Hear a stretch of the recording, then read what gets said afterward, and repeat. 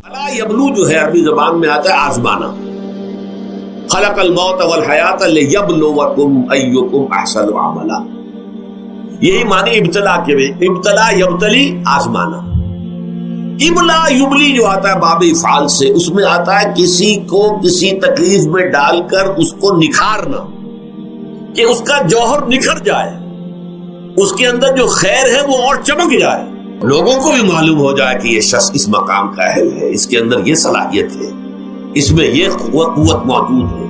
تو یہ گویا کہ اہل ایمان کی صلاحیتوں کو نکھارنے کے لیے اور ان کے درجات کی ترقی کے لیے بھی اللہ تعالیٰ دنیا کے اندر یہ مصیبتیں اور امتحانات جو ہیں آزمائش کے حوالے سے افراد پر بھی اجتماعی طور پر بھی لاتا ہے. اور ایک اس کا اور بھی ہے، اہل ایمان پر اس طرح کے ابتلاء و آزمائش کی ایک نوعیت اور بھی ہے، اور وہ یہ ہے کہ جو بھی آپ سے غیر ارادی طور پر، یا یہ کہ آپ نے کوئی گناہ ارادی طور پر بھی کر لیا، اللہ تعالیٰ اس کی سزا اسی دنیا میں دے کر آخرت کی سزا سے محفوظ کر دے. گویا کہ اس سے بڑا خیر کیا ہوگا؟ یہاں کی سزا کیا ہے؟ جھیل لی آپ نے، بخار آ گیا، ٹانگ ٹوٹ گئی، چلیے 3 مہینے آپ بستر پر پڑے رہے نا، اور کیا ہوا؟ کچھ نہیں. لیکن یہ کیا آخرت کی سزا ملتی ہے؟ بہت عظیم ہے. لہذا کفارہ بناتا ہے اللہ تعالیٰ گناہ، جو بھی گناہ ہو گئے ہیں، غلطیاں ہو گئی ہیں، ان کا کفارہ اللہ تعالیٰ بندہ مومن کے لیے. حضور کی ایک حدیث ہے، اس کا متن مجھے اس وقت یاد نہیں ہے، کہ مومن کا معاملہ عجیب ہے. اسے کوئی تکلیف پہنچتی ہے، صبر کرتا ہے، اس کے گناہوں کا کفارہ بن جاتا ہے، اور اگر کوئی خوبی ملتی ہے اس پر اللہ تعالیٰ کا شکر ادا کرتا ہے، اس کے درجات بلند ہو جاتے ہیں. تو یہ معاملہ جو ہے اللہ تعالیٰ کی طرف سے بندہ مومن کے حق میں خیر، کہ در حقیقت اس کے ان گناہوں کی پاداش کہ جو اس نے یہاں کر لیے ہیں، یہی دنیا میں دے کر دھو دیا جائے، پاک کر دیا جائے. جیسے آپ کو معلوم ہے دھوبی جو ہے کپڑے کو بھٹی میں چڑھاتا ہے، گرم پانی میں ڈالتا ہے کہ ڈالتا ہے تاکہ اس کا میل نکلے، اس کے آگے پٹکتا بھی ہے ذرا اس کو تاکہ وہ میل اچھی طرح چھٹ جائے اس سے.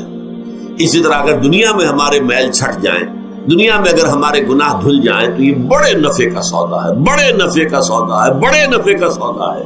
اس اعتبار سے آپ غور کیجئے کہ اگر یہ حقائق ہمارے سامنے رہے تو کیا کوئی تکلیف دنیا کی ہمیں بھاری محسوس ہوگی؟ ہمیں تو بتایا یہ گیا ہے کہ عسیٰ ان تکرہوا شیئا وہو خیر لکم وعسیٰ ان تحبوا شیئا وہو شر لکم واللہ یعلم وانتم لا تعلمون. ہو سکتا ہے کہ تم کسی چیز کو ناپسند کرو، ذرا آنے کہ اسی میں تمہارے لیے خیر ہے، تمہیں نہیں پتا، اور ہو سکتا ہے تم کسی چیز کو پسند کرو، ذرا آنے کہ اس میں تمہارا شر ہے، لیکن تمہیں نہیں معلوم. اللہ یعلم وانتم لا تعلمون، اللہ جانتا ہے تم نہیں جانتے. اس حوالے سے سبردم بتو مایا خیشرا خدانی حساب کم و بیشرا. اے اللہ، اس کو کہتے ہیں تفویض. یہ سورہ تغابن کے درس میں یہ تمام مضامین تفصیل سے آتے ہیں کہ ایمان کے جو باطنی ثمرات ہیں اس میں سب سے پہلے مقام رضا ہے، پھر تفویض، توکل ہے. آپ محنت کر رہے ہیں، محنت کر رہے ہیں، محنت کر رہے ہیں، نتیجہ نہیں نکلا. ایک نتیجہ یہ نکلے، ایک بچے نے بہت محنت کی، دن رات کام کیا، فیل ہو گیا امتحان. اب صدمے سے کمر ٹوٹ سکتی ہے اس کی، لیکن نہیں، ہو سکتا ہے کہ اللہ تعالیٰ نے اسی میں میرے لیے خیر رکھی. اس لیے کہ ہماری محنت سے کچھ نہیں ہوگا، ہمارے مادی وسائل سے کچھ نہیں ہوگا، ہوگا اللہ کے اذن سے، اللہ کی مرضی سے، اللہ کی مشیت سے. یہ ہمارے لیے خاص طور پر اس اعتبار سے بہت اہم نکتہ ہے. ہم سب راہ حق کے مسافر ہیں، اپنے اپنے بس پڑتے محنت کر رہے ہیں، وقت بھی صرف کر رہے ہیں، مال بھی صرف کر رہے ہیں، محنت کر رہے ہیں، مشقت کر رہے ہیں. لیکن فرض کیجئے جیسا کہ ہے، پھر واقع فرض کیا کیجئے، وہ تو واقع سامنے کی بات ہے، نتائج نکلتے نظر نہیں آ رہے، قدم نہیں بڑھ رہے، ہماری طرف لوگوں کا رجوع عام نہیں ہے. ٹھیک ہے، اس پر قطعاً بدل ہونے کی بات نہیں، یہ اللہ تعالیٰ کی مشیت میں ہوگا، جب وہ چاہے گا تب ہوگا. ہمارا کام یہ کہ اپنا فرض ادا کیے چلے جائیں بس، اور نتیجے سے بالکل ذہن کو اپنے منقطع کر لیں، ذہن کا کوئی تعلق آپ کے نتیجے کے ساتھ نہ رہے. یہ جب تک کیفیت ہماری نہیں ہوگی، ہم اس راہ پر استقامت اور مدام اس پر محنت اور جد و جہد کرنا جو ہے وہ ہمارے لیے ممکن نہیں رہے گا. اس کے لیے میں اگر آپ کے سامنے رکھوں معاملہ کہ حضور صلی اللہ علیہ وسلم کے جو پہلے 10 برس ہیں، جب سے آپ کو آغاز ہوا ہے وحی کا، اس کے بعد سے پہلے 10 برس دن رات کی محنت، شدید مشقت، یہاں تک کہ اللہ بھی روک رہا ہے نبی آپ اپنے آپ کو ہلاک کر لیں گے، لعلک باخع نفسک الا یکونوا مؤمنین، کیا آپ اپنے آپ کو اس صدمے میں ہلاک کر لیں گے؟ یہ مان نہیں لا رہے، اس قدر صدمہ۔ لیکن اس کے ساتھ یہ ہے، یہ نہیں ہے کہ نتیجہ نہیں نکل رہا تو کام چھوڑ کے بیٹھ جائے، نہیں، معاذ اللہ معاذ اللہ، نتیجہ نہ نکلے تو حضرت نوح علیہ السلام کی عمر بھی اگر حضور کی ہوتی 950 برس بھی حضور دعوت دیتے تھے، آپ کا کام تھا، آپ کا فرض تھا۔ حضرت نوح علیہ السلام بھی تو آخر اللہ کے ایک بندے تھے، اللہ کے رسول تھے، 950 برس تک دعوت دی، فَلَبِثَ فِيهِمْ أَلْفَ سَنَةٍ إِلَّا 50 عَامًا، یہ تو ہم مانتے ہی نا، اگر قرآن کے اندر نص قطعی صریح الفاظ نہ ہوتے کہ 950 برس تک رہے، ورنہ یہ بات سمجھ سے باہر آتا رہے۔ عام طور پر معلوم ہوتا ہے کہ اس دور میں ابھی عمر زیادہ تھی لوگ۔ بہرحال جو میں نے عرض کیا تھا کہ دکھ جس سے انسان متاثر ہوتا ہے، اس کی ایک قسم وہ ہے کہ جو ہمارے ارادہ اور اختیار سے باہر، اللہ کی مشیت سے، اللہ کے اذن سے، اللہ کی مرضی سے آتا ہے، اس کے لیے ہمارا کام صرف برداشت ہے۔ جو شے بھی ہمیں برداشت کی صلاحیت عطا کر دے وہی اس کا علاج ہے۔ جیسے آپ کو معلوم ہے کہ بخار بہت تیز چڑھا ہوا ہے، اس کی دوا نہیں ہے اسپرین یا کوئی اور پیراسیٹامول، بخار کی شدت کو کم کر دے، وہ کوئی علاج نہیں ہے۔ علاج تو ہوگا اگر معلوم ہو کہ کون سے جراثیم ہے، کس کی وجہ سے ہے، اس کا صحیح اینٹی بایوٹک کون سا ہے، وہ دیا، وہ علاج ہوگا۔ یہ علاج نہیں ہے، لیکن اس کی شدت کی کمی اور اس کے اندر جو احساس ہے جھیل جانے کا، وہ انسان کے لیے آسان ہو جاتا۔ یہی مضمون آیا ہے سورہ حدید میں بھی، ما اصاب من مصیبت فی الارض ولا فی انفسکم، یہاں کھول دیا اس مضمون کو۔ میں نے عرض کیا تھا نا کہ یہ آفت سماوی بڑے پیمانے پر بھی ہو سکتی ہے، زمین میں یعنی زلزلہ آ گیا، فلڈ آ گیا، طوفان آ گیا، ولا فی انفسکم، خاص تمہاری جان میں، تمہیں بخار ہو گیا، تمہیں ٹی بی لگ گئی، تمہیں کوئی اور بیماری آ گئی، تمہیں کینسر ہو گیا، معاذ اللہ ہوتا ہے، آخر ہوتا ہے، دنیا میں انسانی زندگی کے ساتھ یہ ساری چیزیں لگی ہوئی ہیں۔ لیکن یہ چیزیں ما اصاب من مصیبت فی الارض ولا فی انفسکم، نہیں پڑتی تم پر کوئی پڑنے والی کوئی مصیبت، کوئی تکلیف، نہ پوری زمین میں بڑے پیمانے پر، نہ تمہاری جانوں میں انفرادی سطح پر، الا فی کتاب من قبل ان نبرأھا، مگر یہ کہ وہ تو ایک کتاب میں، کتاب اللہ کے علم کی کتاب، ام الکتاب، اس میں پہلے سے درج موجود ہے۔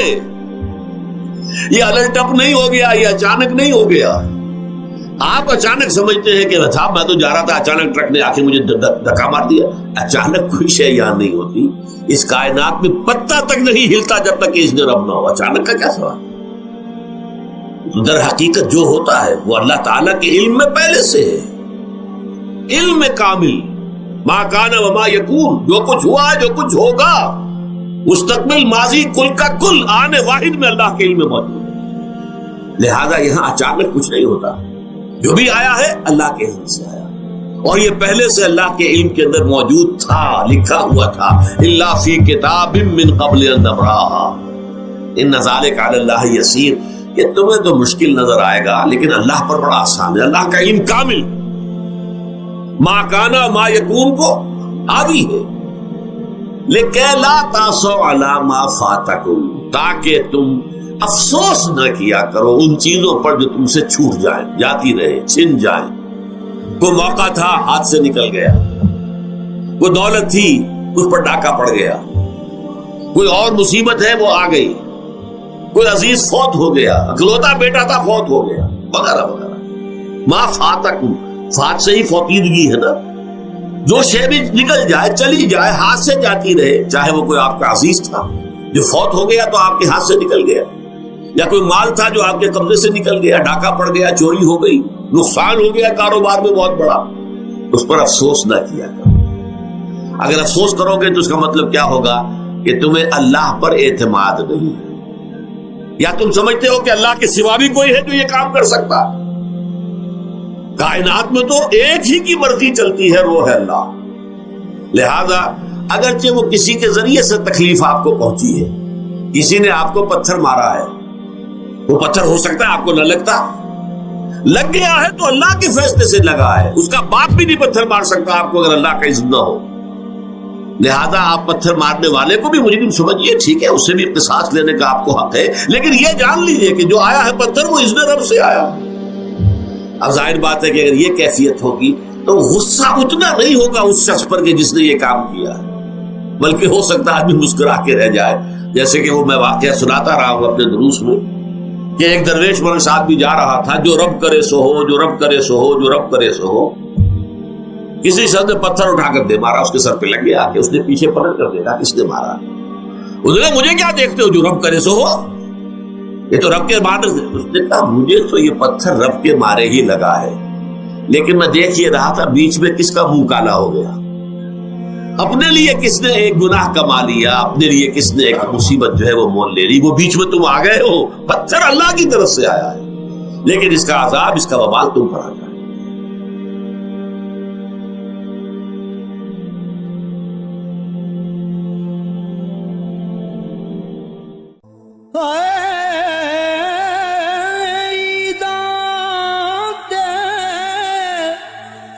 شب رات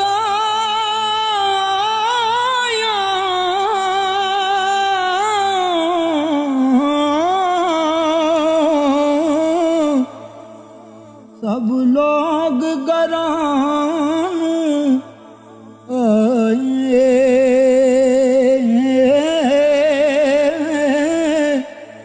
او نہیں آئے او پرت محمد جو آپ ہتھیں دفنا